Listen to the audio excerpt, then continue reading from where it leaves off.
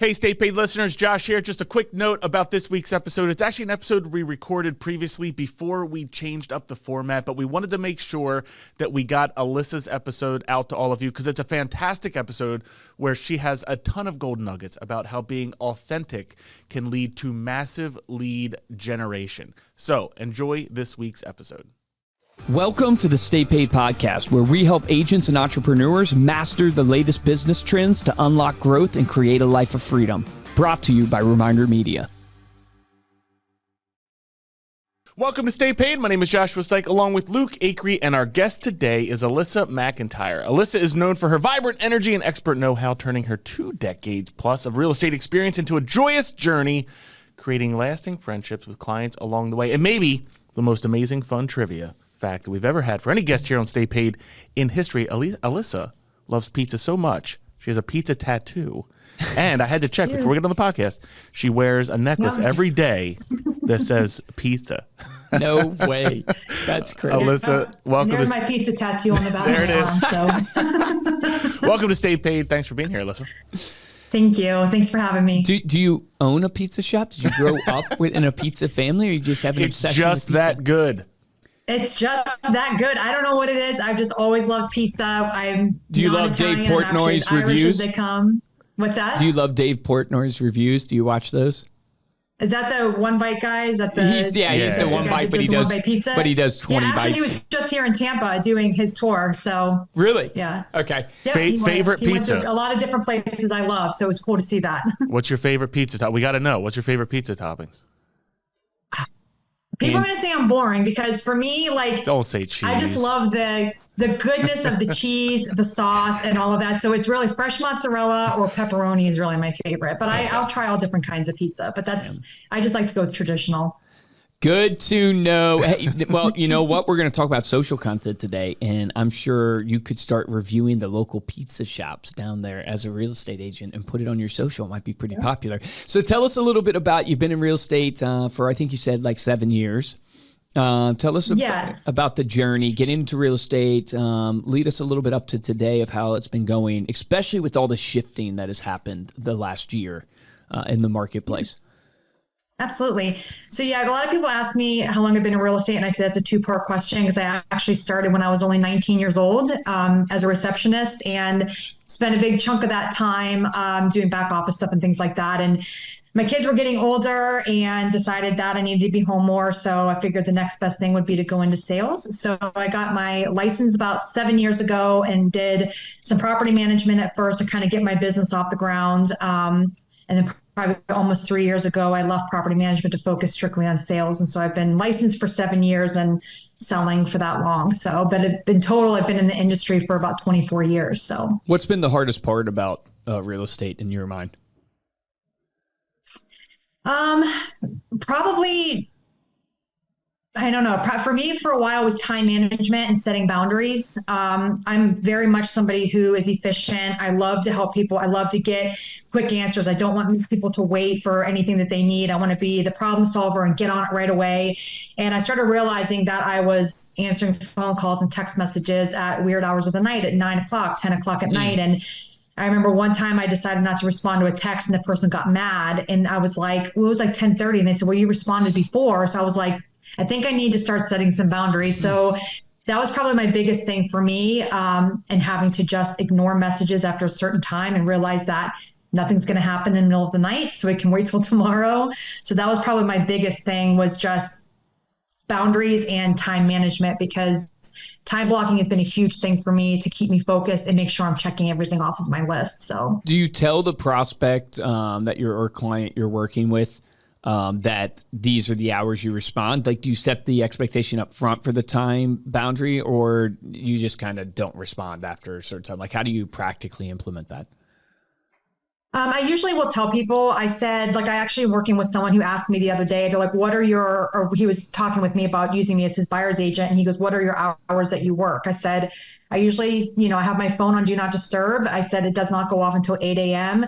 And then for the most part, I said, I usually will work until probably at 7 at the latest. And then I make sure I take time with my husband and relaxing and doing that stuff. So I do kind of set that expectation for people. That's great. So there's no no misunderstanding. So yeah, I found that like if you can set the expectation in the beginning, it actually builds confidence in people because it shows that you respect your time, like, and you respect, you run it as a business. And so even though at first people might be like taken back a little bit if they're not used to it, I think they end up respecting it more because it shows you're a professional. Talk to us a little bit of how you've grown the business specifically through social, because I know I follow you on social. I think you kill it on Instagram.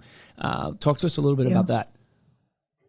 So, probably almost about 2 years ago, I was, like I said, I had two different social media. I had a professional Instagram, I had a personal Instagram, and I would just do business on that. And then I would just do my personal stuff on that. And I knew I needed to start doing videos and things like that because I would mostly, like I said, I'm very shy by nature. I'm a wallflower. I don't like attention, but I knew that I needed to do something different. I had done cold calling. I had done door knocking. That wasn't my jam. I knew that that just wasn't something that I was going to do. I could do it, but it just wasn't something I was passionate about. But I knew that I loved to help people and I loved to be funny and I like to be different, even though I'm a little bit shy. And I knew I needed to get on video. So I kind of just started doing videos and posting them out there, not really understanding or knowing what I was doing. Decided to actually hire a coach to get a little bit better at it. Giselle Ugardi, I'm sure you've heard of her before. Yep. She's my coach. And she's a phenomenal person. And she really helped me get comfortable on the camera and to ditch that whole mentality of being two different people and really embracing who I am authentically and not being afraid to show that. And like I said, I got to a point where now I'm so comfortable in who I am and what I do that if someone chooses not to work with me based on my content or based on my tattoos or my hair color, I'm like, that's okay with me because you're probably not the kind of person I want to work with either. So really just being consistent with my posting, thinking about who I'm talking to, really showcasing who I am as a person, the good, the bad, and the ugly. So people want to see, you know, what I do throughout my day, or they want to see that maybe I'm having a bad day and I'm struggling, or here's the highs and here's the lows, and not just look at all my sales, but this is how I'm helping people. This is how I'm going to help you as a consumer or somebody who chooses to work with me. You know, I love to do it when I post my pictures with people I've closed on houses with, and I always tell a story about who they are and how we got there and the challenges we faced and the good things we faced. So people can see kind of like how that goes. So really just focusing on, like I said, the consistency, not being afraid to showcase who I am, and just being real with people, I think is really what's gathered a lot of my following and really attracted a lot of people. Like I'm attracting the people I want to work with, not just everybody. I'm attracting the right people for me, not all people. Now, how has that translated into leads for your business? Like, are you seeing clients and transactions coming from your social media? Like that's how they're finding you, or how's that been working? Yeah, absolutely. So I actually just closed on somebody in January. I've got 2 more people I'm working with right now that are direct from my social media. And when I meet with them, I ask them, what video is it or what post was it that attracted you to me that made you decide that you wanted to click that button to schedule a call with me? And the one that comes to mind immediately is I posted a video. It was just basically me telling a story about how I fell down the stairs while I was showing property on FaceTime with an out-of-town buyer. And I just told the story exactly how it happened. And the people I closed on a few months ago told me, they said, that's the video that we saw and we thought that was hilarious. And we love that you were like not afraid to show that you're a real person. And they said, then we just kind of started looking at the rest of your stuff. They said, but that was the one thing that stuck out to us, was because you seem like a fun person. You can laugh at yourself and you're a lot of fun. And another person I'm working with right now, they hired me because it wasn't even a real estate post. It was actually a funny post that I made a joke about a city here in my town. And I'm not even in the video. It's like one of those like CapCut templates that people use, you know, with a picture in the background. And she had just moved here and saw it and was like, oh my gosh, this is hilarious. It's very true about the city. Even though I haven't been here long, I do know this about the city. So she clicked on my profile and she's like, oh, this person's a real estate agent. I would have never known that. And then she and her husband were like, well, actually, we were thinking about buying a house. How crazy. Then she ended up starting to follow me. Yeah. That's amazing. Yeah. I got to ask, though, what did the buyers from out of town think when you fell down the stairs? Did they go for the ride with you? Or? Oh my gosh. Yeah. So I fell down the stairs. Thankfully, I don't even know how, but I managed to hold on to my phone. And The whole of way course, down, you're it like, wasn't just, yeah, exactly. It wasn't just them though. It was the parents were on the phone and the kids were on the phone. Like everybody was in the room and saw this. So somehow I managed to hold on to my phone. And when I got to the bottom of the stairs, I was like, oh my gosh. And I remember I stood up, I could feel a lump forming in my back. I could tell that I pulled a muscle from my hip to my knee. And all I see when I pull my phone up is yeah. like everybody's going like this. And they're like, are you okay? I'm like, I'm totally fine. What do you think of the house? And meanwhile, I'm like, oh my gosh, I'm in so much pain right now. Oh man, but I sold them the house. They ended up buying the house and they still to this day, we keep in touch and refer business to me. So That's amazing. Yeah, that's so true. It's like the authenticity attracts. Being able to speak the truth and who you are is a superpower. Once you stop worrying about what other people think, it definitely is a superpower.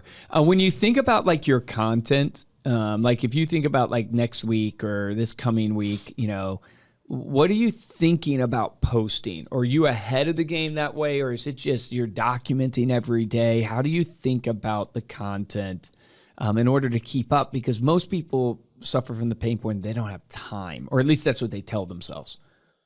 yeah.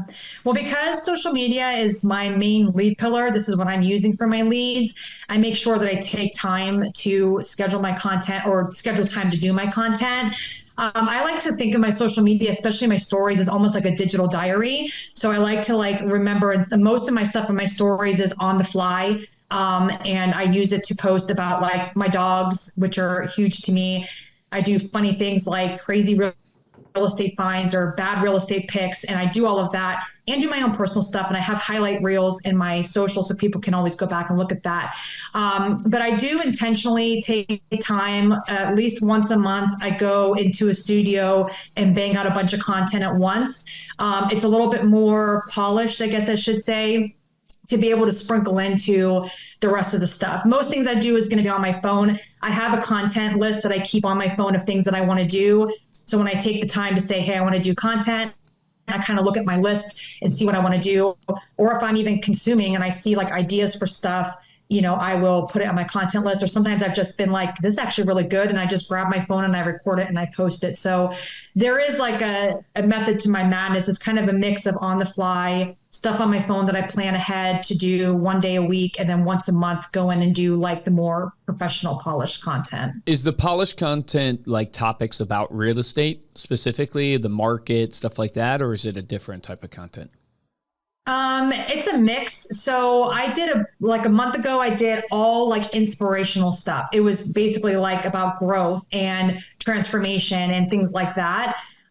This last time that I just went in and videoed, it was more storytelling. I told a story about a really crazy client that was kind of a stalker that I ended up dodging a bullet with him. And I did another one that was like personal things about me, like my icks, you know, like what are some, you know, I don't want to say bad things, but like I leave to-go boxes or I kill every plant that's in my general vicinity and stuff like that. But then I also mixed in like maybe one or two real estate. What's that? I said that's aggressive, killing every plant in your vicinity. Listen, I managed to even kill the fake ones because I just don't dust them. It's a gift for sure. The dust just eats away at the plastic.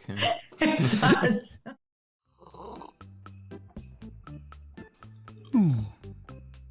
Who are you? Name's Joshua. I just got into real estate, and my business cards aren't working. You're still using business cards to create a first impression? Yeah. Dude, what if I told you you could hand out a copy of your very own personally branded magazine for less than the price of a fancy Starbucks drink? You can be the proud owner of a beautifully designed 48-page coffee table publication branded with your image and contact information in 6 key places. I mean, that sounds great, but I just see you're doing an ad read. Ask me about the evergreen articles. What about the evergreen articles? I'm glad you asked. Between the covers are evergreen articles and recipes your clients will love and includes 2 tear-out cards in each magazine that are great for sharing. You tell us who's more likely to stand out from the competition, an agent with a business card or one with their very own magazine. To request a free sample, visit remindermedia.com/staypaidnewagent. That's remindermedia.com linkedin.com/staypaidnewagent. Take action on this today. Wow, that sounds great. Hey Josh, I have an update on... What are you doing?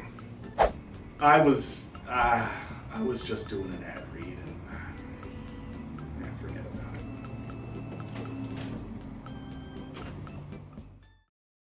it. That's unbelievable. Oh, So is pretty much majority of your leads and business coming from what I would call your sphere, but through social, or do you have other lead categories that you hone in on? For me, it's my three that I focus on the most is my social media, my agent to agent referrals, and my sphere of influence and personal referrals, because I kind of fell into this. This is what was working for me. And earlier this year, I had this, like, I don't know why, like this break in my mind that I was like, well, maybe I should just try all these other new things that, I've never done before. And so like I talked to like Katie Lucy about what she did for geofarming, or Katie Kenny, who does cold calls, which again, I've done cold calls.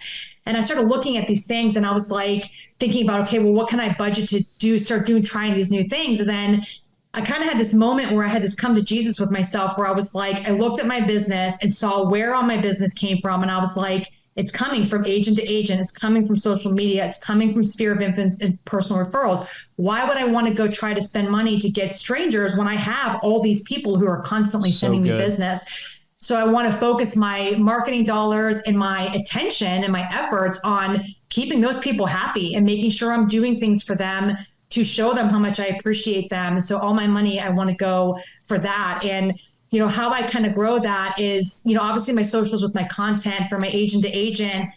Something I do every day as part of my lead gen is I send one-to-one video messages to agents in other parts of the country. Wow. Introducing myself, saying who I am, what my area is, if I could ever help, and I've had such a huge response, a positive response to that. And people being like, wow, like no one's ever sent me a video message, or wow, I don't have anybody in Tampa. I would love to be able to keep you on my list. And just from doing that, I've actually gotten leads from other agents who have reached out to me and referred business to me. That's incredible. Are you doing that on Instagram or text message? Mm-hmm. Instagram? Yeah, on Instagram. How do you find them? How do you choose the agents that you reach out to? Well, mostly like I get a lot of people who follow me. So anytime I get a new follow, I always send a message saying, thanks so much for following. If I can ever help you, kind of do that kind of way. Smart. But for the most part, I kind of just go through and look for people that I haven't maybe connected with or that are in other parts of the country, and kind of look. I've been going through my list of followers to start when I was doing that. And then from there, I just kind of, if I see somebody new that's like on a suggestion, I'll look at them, look at their stuff, send them a message, and do all that kind of stuff. So yeah, that is really smart. I love that. So when you look at your sphere, right, your friends, family sphere, what type of touch points are you sending to them or doing for them? So I am doing quarterly client events. Nice. I just had one in March, and I went to a brewery and just basically let everybody come, eat, drink, have fun, catch up. I make sure that I do quarterly touches with them, where I would send them a text message or a video message and say, hey, was thinking about you. Sometimes I'll do it more often than that, especially if they just happen to pop into my head. I'll shoot them a quick text and say, hey, I was just thinking about you. I'm real big on sending house anniversary cards. So I make sure every year that I send them a house anniversary card. If I know their birthday, I'll send them a birthday card. Smart. And then I also, every holiday, I send out cards. I do Christmas, Easter, all kinds of stuff like that. And I always include a little something, like for my Christmas cards, I'll throw in a scratch off card or something like that for them, just to have something fun. So. Yeah, that's smart. Yeah, I love the lottery, the scratch off ones. I think that's a great idea. I never had so my mortgage person sent me a house anniversary card. Really? I was like, yeah, it was really nice. Huh. It's the first time someone sent me a house anniversary card. People talk about it all the time. I was like, oh, I got one. Yeah. A really smart one that Brian did to me, my agent. He texted me one time and he said, hey, Luke, this house right up the road from you sold for this amount. Pretty crazy, huh? Thinking about what we got your house for. I bet your house would sell for this now. And he gave me a number. And I was like, oh, that's really good, leveraging that a house right up the street sold. Something I was interested in, personal touch point. So like, to me, I go, that's if you could map it. I thought about it in our system for our clients going, hey, how do we map when a sale happens to their database and going, hey, these 3 people are within a 5-mile radius or 3-mile radius or whatever the radius to be, and then go, you should text them and say, hey, this house at 1100 First Avenue sold for this amount. Pretty crazy when you think about what your house is. What do you think your house is worth today? Do you have an opinion on it? And then that'd be a great engagement, a great touch point. And I've done that with them. Like earlier this year, the first quarter, I went through everybody that I had sold a home to in the last 3 years and said, this is how much appreciation is, happening around us. Like in the Tampa area, we had huge growth of in our values just because so many people were moving here during COVID, and our prices just, at one point we were growing like 30% year over year in our home growth. So I was sending it to people and saying, hey, like you bought in this time frame and this is about what your house is worth now. And it was another way to be able to touch point without just being like, I know they like to hear, hey, I'm thinking about you, just hope everything's going well. But to have something additional that's a little bit more tangible for them to be like, oh, okay, I didn't even realize that. I didn't even know that. And, from doing that, it, kind of refreshed a lot of people. And I ended up having someone call me and be like, actually, I want you to tell me now how much my property is worth. And if I'm thinking about selling it, and oh, by the way, I have this other one that I've been holding on to for years, I might be wanting to sell that now. So it's a good way to get people to start talking to you again about, additional business. That's genius. I think it was Jason Pantana. I might be wrong. It might have been Jimmy Mackin was telling people to screenshot the Zestimate. So the Zillow Zestimate, and sending the screenshot in a text and going, oh man, I was just looking at houses in your neighborhood. Look at this. Look at your house. What do you think of this Zestimate? Do you have any opinion? I have my thoughts, but do you have any opinion on it? And that's a way to engage them. I have an agent doing that right now that I'm coaching, that he's already gotten 2 listing leads. They haven't closed yet in the sense of like he hasn't gotten a listing yet, but he's only done it for the last I want to say 8 days almost, and he's already gotten 2 people engaging in conversations about listing their home. And I was like, oh, he's freaking crazy. Jimmy Mackin is a genius when it comes to that kind of stuff. I love his stuff. He's awesome. Yeah, he's really crushing it these days, and he's all over the place too. Now that's amazing. So, you had this huge transformation from being a shy person, which I'm assuming obviously you're probably naturally more of an introvert. I am. And you got on video. And I'm just curious, was it just a decision and you did it, or were there things that helped you to do it? Does that make sense? Meaning, did you just wake up, would you tell people right now, I'm saying it more in a hard way of get over yourself, just do it anyways? Or is it no, you have to, do these tactics to try to get yourself to do it? I always joke and call myself an intensive care bear because I'm always a tough love person. And I'm very straight shoot from the hip. So what's funny is even though I am introverted, I'm actually pretty things are just cut and dry with me a lot. And I do it very much so try to be smiling when I'm saying it and pleasant. But so for me, I felt like it was just get over yourself and do it. Yeah. My first article I ever posted for BAM was get the on camera, the F word, get the F on camera, basically tactics on how to do that. So yeah. I like how you tried to whisper it, but you could kind of still hear it. I love it. That was great. So, because for me, I think to myself, you can always find an excuse to not do something. And I think the more you think about it and the more you try to hype yourself up about it, it's just going to prolong it. So I'm somebody who's just rip the Band-Aid off, get out there. And again, I'm a perfectionist. So in the beginning, I was very much oh, I just stumbled over a word and now I have to refilm this whole thing. And there were times it would be I'm not even exaggerating, 2 hours with me trying to film a video. And then I would get mad and be forget it. It's not perfect. And when I started doing the coaching, it really helped me get over that. And my coach said something that has really stuck with me. And she goes, you're not in a conversation with someone and you stumble over a word and then go, oh, I just messed up. Can we just go restart our entire conversation so I don't fumble my words? And I'm that's so true. It's like muscle memory. It's like building a muscle in a gym. The more you do it, the easier it's going to get, the better you're going to get, the more confident you're going to get. And now I don't even think twice about it. There's times that I fumble my words. If it's a real big fumble, I might do that clip. But for the most part, if I pause or whatever, I just do it because that's really the only way you can do it is just to do it, just start. So that's my opinion. So true, yeah. I would agree. Yeah. I would What's the agree. difference Get over between, yourself? Just between do it. me and Luke? I'm the same way as you, Alyssa, where it's like Ethan will ask us to record something. I'll hear Luke in his office do it in one take. And meanwhile, I'm 30 takes in, like keep redoing it. So They call me I gotta one take some take Johnny. advice. They call me one take Johnny. I'm just kidding. I'm definitely not one take Johnny. Ethan can attest to that. Yeah, absolutely fantastic. Thank you so much for coming on. Before we close out, let people know how they can connect with you. Yeah, so definitely go to my Instagram. It's just my name. It's at the Alyssa McIntyre. It's the TheALyssAMCINTYRE. Would love to have, connect with people and have them take a look at my content and, love to make some new connections with people. So Love it. Thanks again for coming on. And thank you all so much for listening.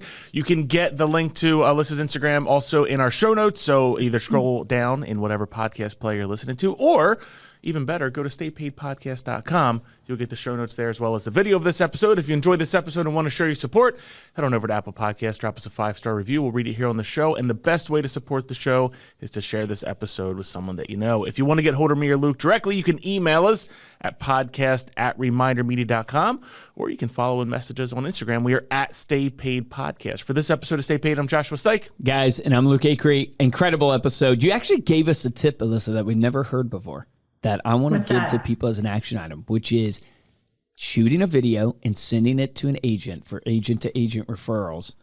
I've never heard that before. I've never heard of anybody else doing that. I think that's absolutely brilliant. I know people connect with a lot of other agents at conferences, and they ask them to, and everybody hands their business cards.